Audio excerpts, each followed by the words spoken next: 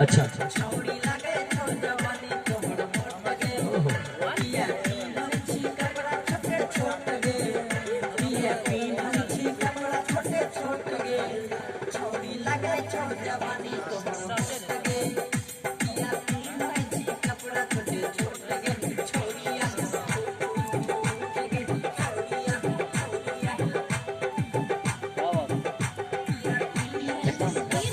आपका डांस मस्त है नीरज भाई, ऐसे ही डांस दीजिए।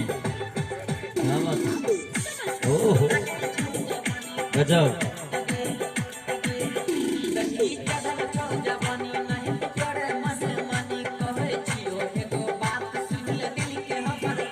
जय हो।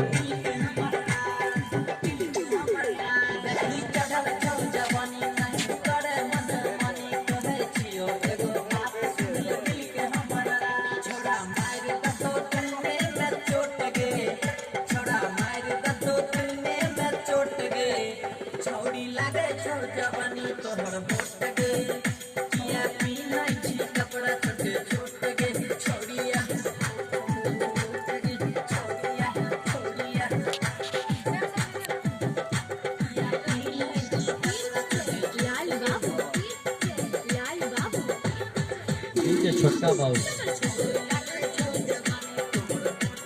कार बाबू,